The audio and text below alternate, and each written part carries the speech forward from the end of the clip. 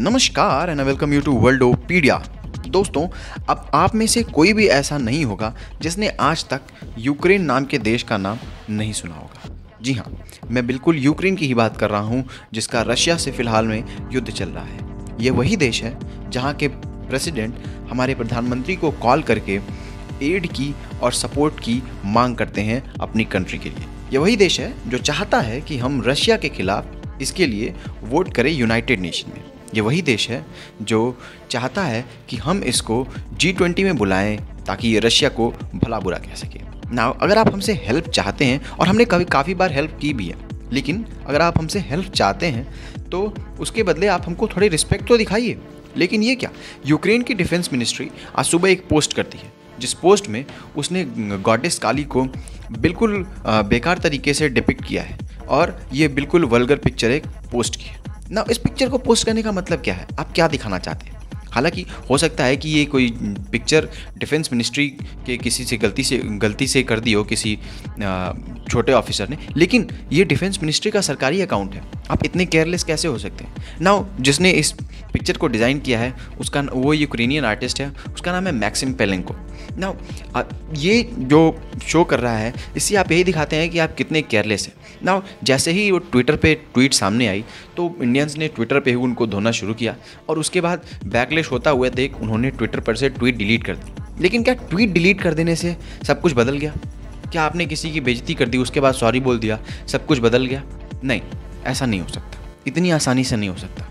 और ये पहली बार नहीं है जब सनातन धर्म की आस्था को ठेस पहुंचाई गई हो। ना जब तक मैं वीडियो रिकॉर्ड कर रहा था तब तक मिनिस्ट्री ऑफ एक्सटर्नल अफेयर्स से तो अभी तक कोई रिस्पांस नहीं आया है, लेकिन मैं उम्मीद करता हूं कि एक काफ़ी तगड़ा रिस्पांस सेंड किया जाएगा यूक्रेन को।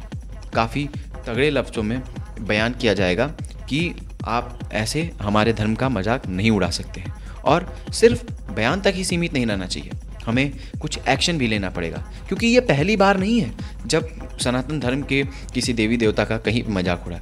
अभी कुछ महीनों पहले ही कनाडा में भी एक पोस्टर बनाया गया था जिस पे माता काली को ही सिगरेट पीते हुए दिखाया गया था ना। आप सोचोगे कि यार ठीक है, अब वो उनका ऐसा है तो वो ऐसा दिखा सकते हैं, अब हम कर भी क्या सकते हैं? अगर इंडिया में होता तो हम कुछ कर भी सकते हैं, इंडिया के बाहर हम कुछ कर भी सकते हैं। नहीं, हम कर सकते हैं, बिल्कुल कर सकते हैं।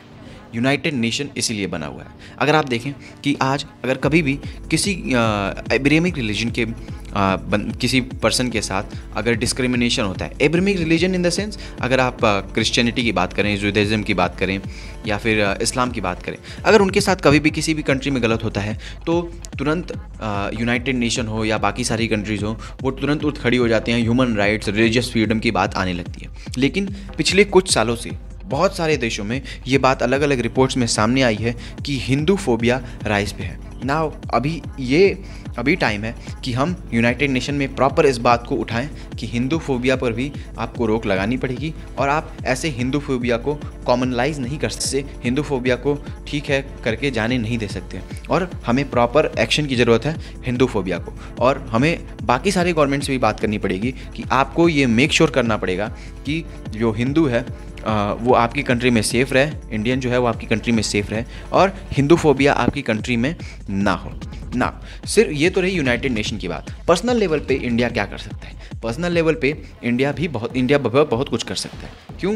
क्योंकि इस साल जो है G20 की प्रेसिडेंसी जो है वो इंडिया के पास है, और जो यूक्रेनियन राष्ट्रपति हैं वो चाहते हैं कि वो इस G20 में पार्टिसिपेट करें और रशिया को आकर भला बुरा कहें ना। इसको लेकर इंडिया पे काफ़ी ज़्यादा प्रेशर था USA से और बाकी सारे यूरोपियन कंट्रीज से भी ना। एक अच्छा बहाना भी मिल गया है इंडिया को कि अगर आप हमारे कल्चर को और हमारे जो रिलीजन है उसको रिस्पेक्ट नहीं करते तो हम आपको मौका नहीं देंगे, और अगर आप मौका चाहते हैं तो आपको हमारे को रिस्पेक्ट करनी पड़ेगी ना। आपका इस बारे में क्या ओपिनियन है, कमेंट करके बताइएगा। मिलते हैं आपसे अगली वीडियो में, तब तक के लिए जय हिंद।